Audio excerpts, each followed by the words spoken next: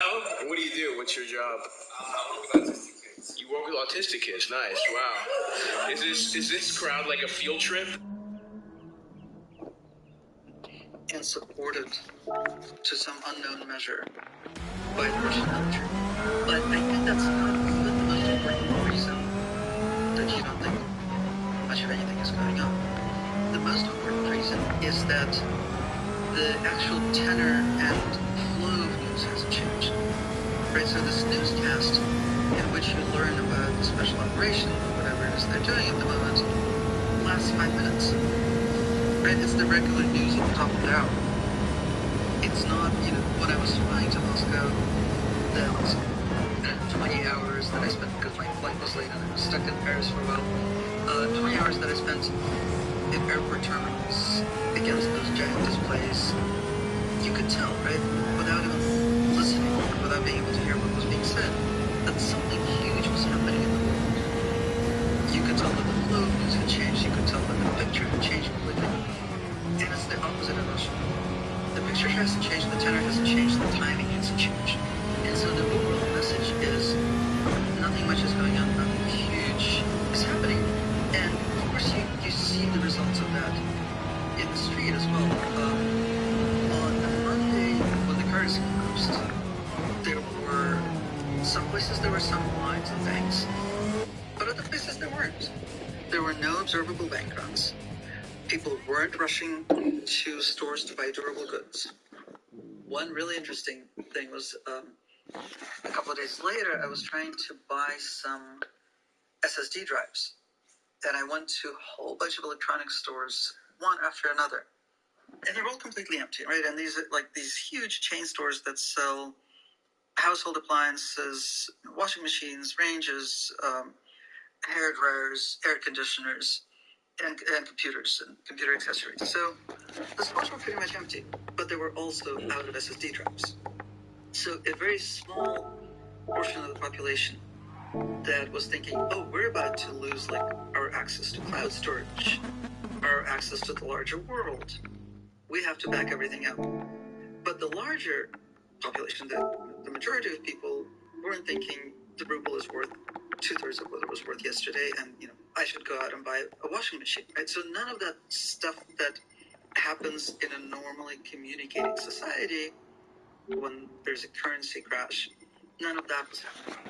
It was another kind of bifurcated reaction. That gets to something that I've really been wondering, which is how much the average hides here. So I had asked you what an average Russian television watcher knows. But what does somebody who wants to know? What does somebody who has a sense, saw social media going on, saw a Russian star or actor put up an anti-war message, what are they able to find out if they go looking? Well, that's changing really fast. So on Friday, 1 week and 1 day after the invasion, Russia basically blocked every single remaining independent media outlet. And by blocked, I mean blocked web access to it.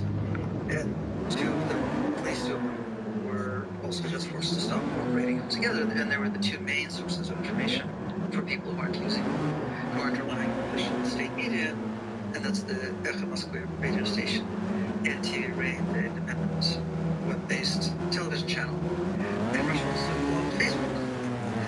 Now, that hugely reduces the amount of information readily available to people.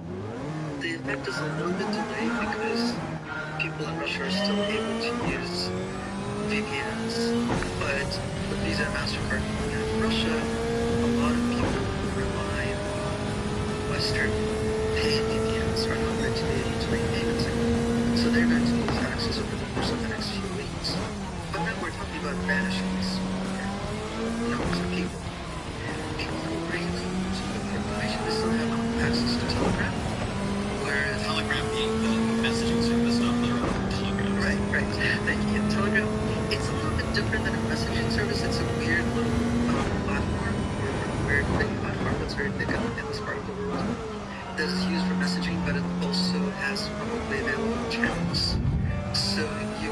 subscribe basically to a news stream, and a lot of independent and not so independent news media in Russian news media and Belarusian news media maintain these Telegram channels. So people go on to watching these Telegram channels, and they're seeing footage and photographs from Ukraine. They're getting more or less the same information that they would be getting from reading the New York Times. But that's a very small quantity. One thing I really appreciate about the way you lay all this out is it is disorienting even to listen to you talk about it. I can imagine the disorientation of living in it. But something that occurs to me is an inversion of the experience that many of us are having in, let's say, the United States, which is, you mentioned the flow of news, and I think it's a really important distinction. There's what the news says, and then there's how much news there is, the volume of it, the loudness of it, the size of the hype on the New York Times homepage. You know, my podcast, which is doing, there's all kinds of things now. It's only Russia-Ukraine episodes. But for most people in the West, with the exception of the hottest rising gas prices, they're not experiencing any difference in their day-to-day lives. But what you describe, it has this reversed quality, which is this normalcy in the news environment. But as much as maybe there are bank runs, I mean, you already talked about big chain stores closing, Visa and MasterCard, which are pretty important payment mechanisms pulling out of the country. A lot of players are pulling out of the country. The ruble is losing a lot of value. The number of sanctions are going to make it hard to get certain kinds of goods are produced directly in Russia or require goods directly come from China. Does it not feel to people like there's some difference between the world around them changing so regularly? It almost sounds like the beginning of some big movie, right? Where everybody is acting normally, but on the sides we get to see weird things on the headlines, and all of a sudden people are just walking in circles. I wish I had watched a single zombie movie, because I've actually been wishing that for the last few days, because I realized that this is like an important point of reference. I mean, a small minority of people have a sense of absolute, total catastrophe. Right? When I was, I think I used, advised to use the word party earlier, but I said evil party, but I mean, these are like people saying goodbye to their entire lives, to their partners, to everyone, and everything they've ever known, packing their belongings, what they can pack into a suitcase or two in the course of hours, right? Not even days. But again, that's a small minority, and then the majority of the population sort of taking things in stride, pushing them out of their minds, and the questions, you know, what are the mechanisms that they're using to push them out of their minds? And I think the mechanisms that have to do with adaptations that people have developed over the last 30 years. Things have changed drastically in Russia. And even things like having access to international payment mechanisms, losing access, having access to consumer goods, and then suddenly facing hyperinflation, not being able to afford them, and then being able to afford them again, right? People have gotten accustomed to a series of financial crashes and periods of hyperinflation and even periods of scarcity. And I think people have no idea about the scale of the catastrophe that they're facing. That is something that is much easier to see from the outside. Or if you're one of those Russians who are reading Telegram channels, then you realize this is not just your local H&M store closing. It is not just IKEA shutting down. It is not just a break in MasterCard and Visa being serviced, which happened in Russia in 2014 after the invasion of Crimea. For a while there were shortages of some goods, and for a while there was trouble accessing international payment mechanisms, and then it kind of sort of leveled out and even got better than it happened. And I think that's people's general expectation. They have a much higher tolerance for things changing suddenly, but also have an expectation of a return to a particular level of comfort. But of course, what makes that possible is the lack of any kind of circulation of information in society. Right? You can't get a bigger picture than your own slice of experience unless you're reading the independent media of the Western world. You don't know just how long these sanctions are. If you kind of tune into the television, what you're actually hearing is a kind of reassuring was, right, they mentioned Western sanctions, but then they say, but we're still going to have South Korean electronics. No, you're actually, South Korea is also joining the sanctions. So all you have is your private experience, and maybe the private experience of a couple of people that you're communicating with, but you don't have the experience of the public sphere.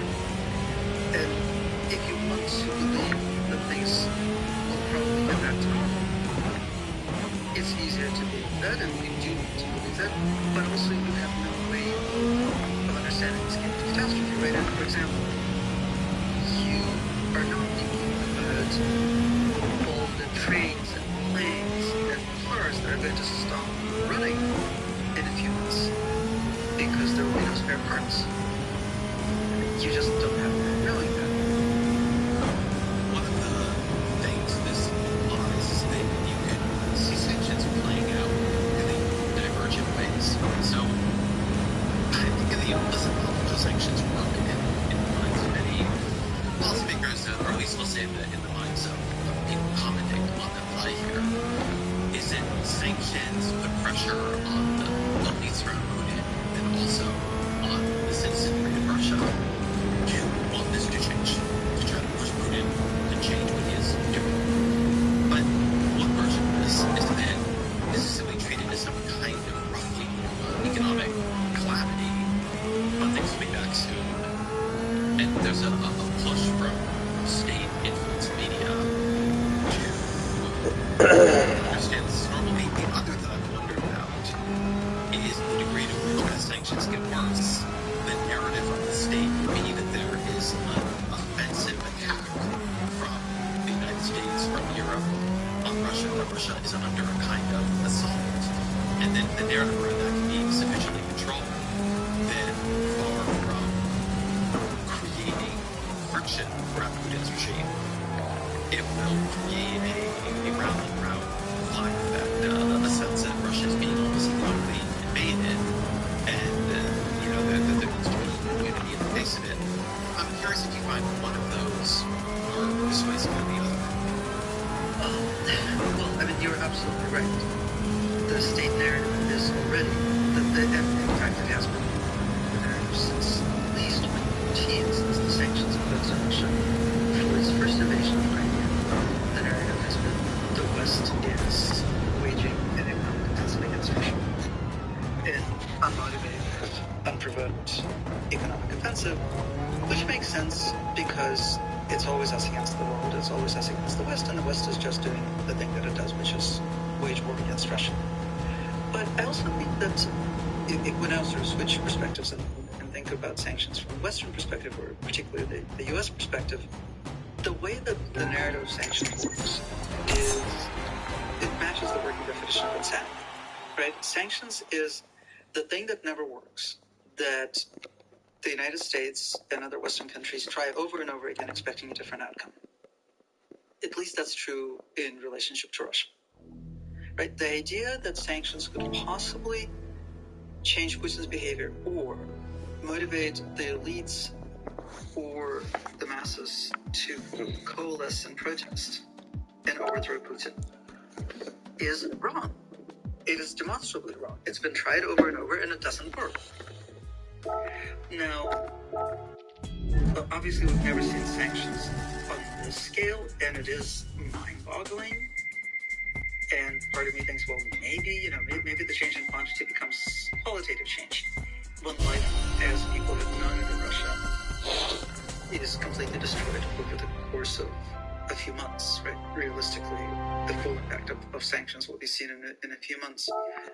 But I still don't think that they can produce a revolt in the elites, and even less than they can produce mass protests, especially in the face of a matching crackdown.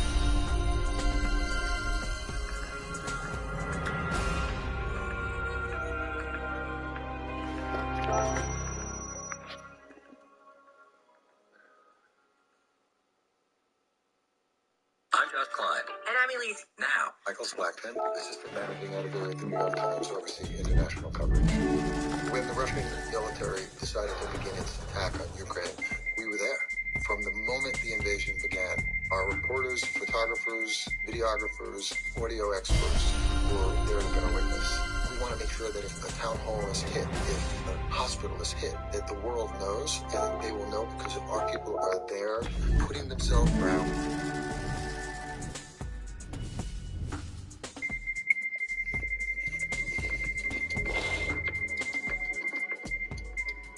This is a hard question to answer, probably. But something that I think a lot of this revolves around is a question of, in extremis, how much power does Putin have over what Russians believe?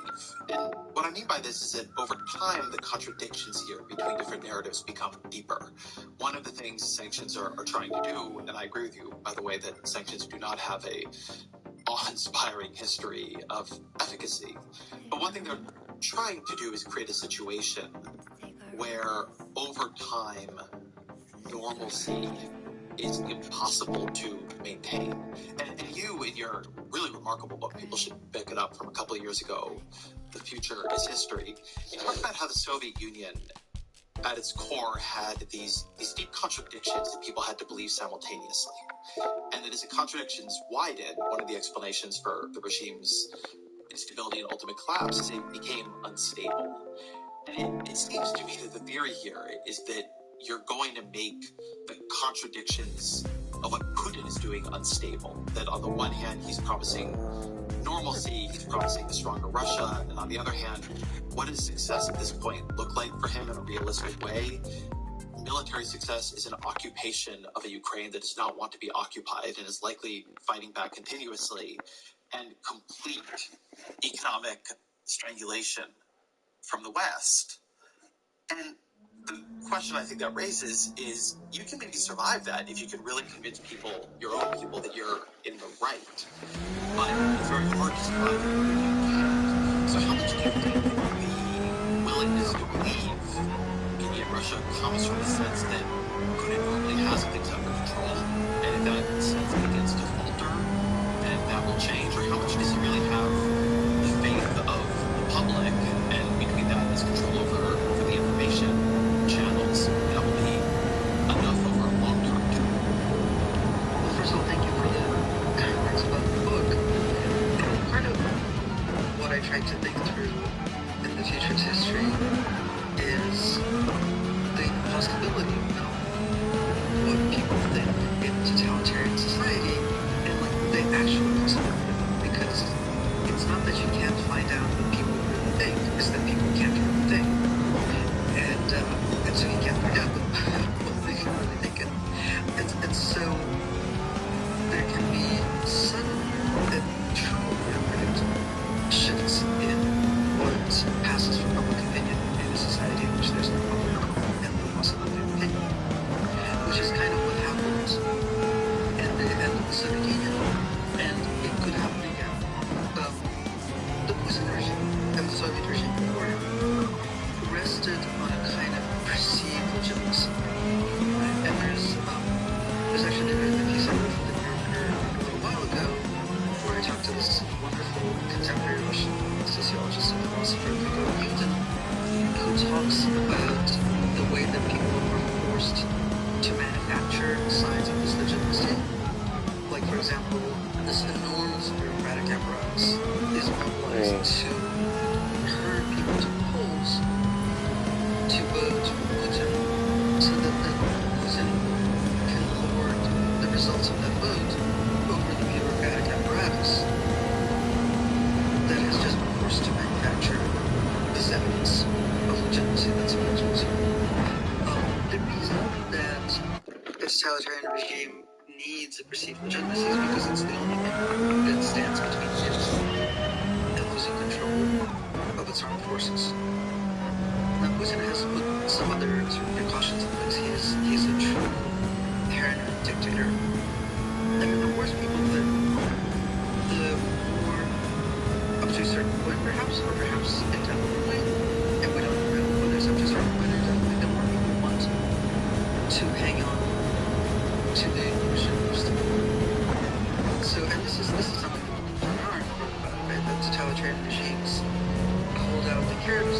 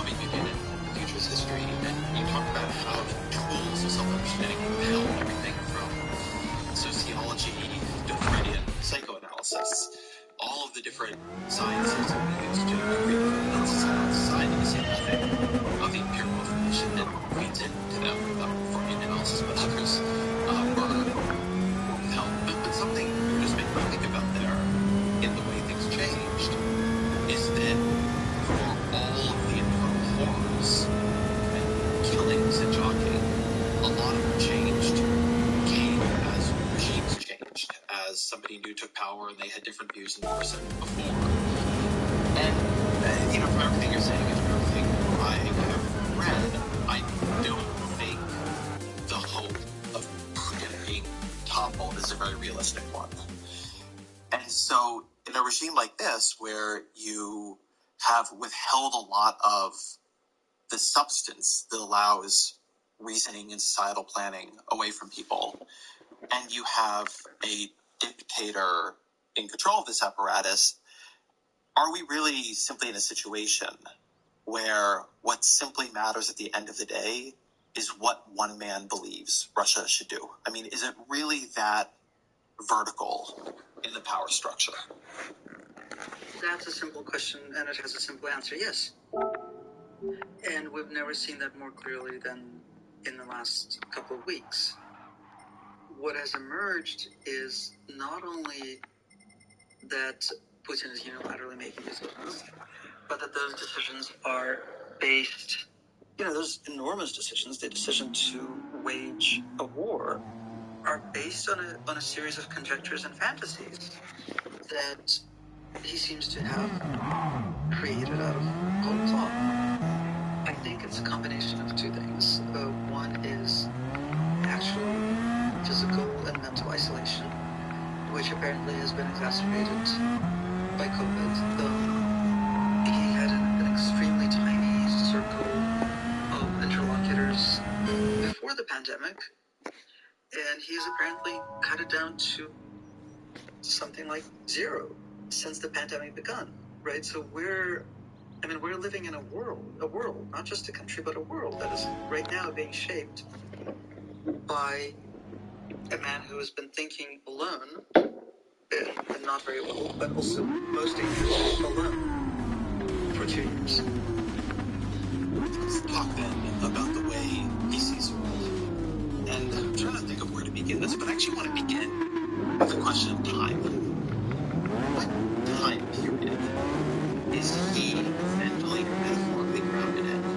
And by that I mean right now in the U.S., I think the metaphor and the time period governing a lot of thinking is the Cold War.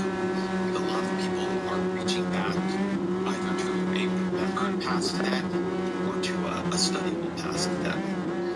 But I don't get the sense from reading Putin's speeches that that's really true for him. I think that it seems that his periods are different. So what period is he using this as metaphorical and conceptual base? That's a great question. But actually, first I would say that Russians in general, I think, are much less likely to see the Cold War as a distinct period in history. The Cold War was, perhaps from the Russian point of view, a specific, a particular example of the post-World War II period, which is characterized by the Soviet Union becoming a superpower. But Putin appears to be placing himself on a continuum of Russian history that he sees as a series of great leaders, beginning with Ivan the Terrible. Ivan the Terrible was not an emperor that Russians particularly revered ever before Vladimir Putin's reign, but the first monument to Ivan the Terrible, I guess, 6-7 years ago in Russia. So Ivan the Terrible, Peter the Great, Joseph Stalin, and Vladimir Putin. It's a huge span. It's a series of great, brutal, expansionist dictators. He skips right over the great divide of the October Revolution. He doesn't see the Soviet period as distinct in Russian history. And so he gave a scary and rambling and ridiculous speech on February 21st by way of introducing this new invasion of Ukraine. But as a Putin text, it was quite important because he laid out his vision of the entire Soviet period in more detail than he ever has before. And what he said was that, without using the word empire, but he said that that whole Soviet way constituted the empire by not only giving was the rights of statehood and nominally making the Union voluntary was a fiction. That in fact there is a continuous history from the Russian Empire to the present day, and that all the separations from Moscow's rule that have occurred over the period of the last 100 plus years are illegitimate. So he places himself in this really, really long period, but he also, he's profoundly anti-modern. He's a president of a European country in 2022 who's engaging in completely uncritical, unexamined, imperial rhetoric, and sort of saying everything that came after is bullshit. Yeah, that is exactly what I'm getting at. And I want to talk about that speech in some detail, but what has been striking reading him, listening to some more words, I need to move translations, but there's been a tendency to call him irrational, unhinged, and I'm not here to make any judgments on Vladimir Putin's mental state, but what he seems to be most is somebody who has decided to act and think as if it's 1847. And then his logic works better and is more comprehensible under the rules of imperialism and great power expansion and so on that were taken more or less for granted that there were things who could justify things who didn't. It all makes sense. And he's also throwing back to the 19th century or the 20th century for legitimacy of what he thinks Russia owns or what he thinks has always been Russia. But that there is something in him right now that has become, I think, confusing for a lot of Muslims because he simply refuses to accept the logic and some of the international order, at least a lot of other countries believe they need to pretend to be following. And I think it's a fair thing to say America does not actually follow these rules of this order, but it tries to pretend to. But he doesn't. He just sort of brushes it aside more or less and has really thrown back to pre-modern logic of how a ruler should act and what it is right and reasonable for a ruler to do. That's exactly right. And, I'm glad you actually mentioned this idea that Putin is unhinged and irrational, because I don't think it's ever particularly useful to call somebody or animals irrational, but it's much more useful to try to figure out in what mode they're rational. Putin's perfectly consistent in his thinking and his being. It's just that the universe he lives in is what he describes quite openly. We just have to listen, right? And it is the pre-modern, or if you do take into account that it is 2022, the anti-modern universe of imperial logic, and he looks at the West, and I think thinks that the West is irrational. He's as aware, and probably more aware than you and I are, of the hypocrisy was proclaimed by the United States.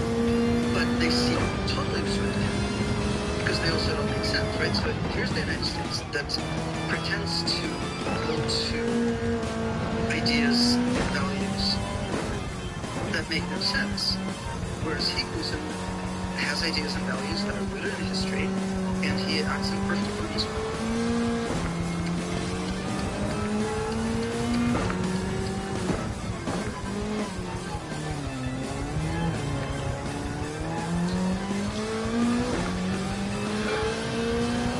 In growing companies, there are two kinds of CFOs.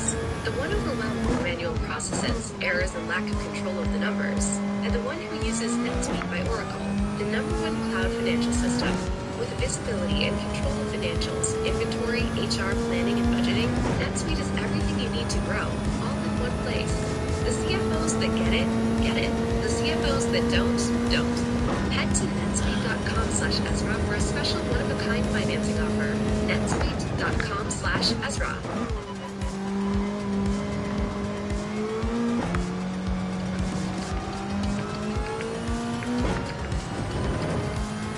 Something that you said is that to understand what we should listen to what he said. So what I'm going to do is read you some things he said, both that great speech and also before it, and talk about what they gave to you. But before we do, I'm going to ask you one question, which is, how do you take the truth value of true him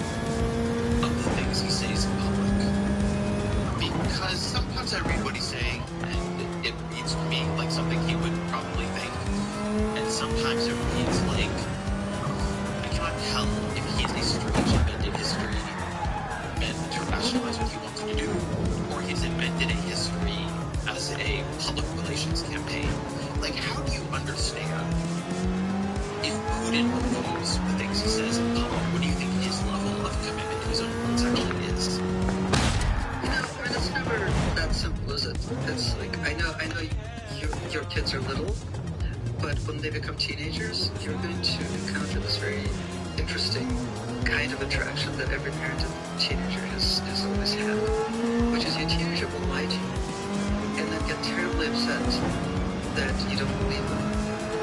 And then the longer their argument goes on, the more attached they will be to the thing that they lied to you about, even though you both know that they were lying. But by the end of the conversation, they will be fully committed to the lie that they didn't start out as a lie, or they used to immediately of knowing. And that's a way of sort of trivializing these really tragic things that we're talking about. But I'm just trying to say that there isn't a simple way to separate what he believes from what he says, because the moment he says it, he believes it more.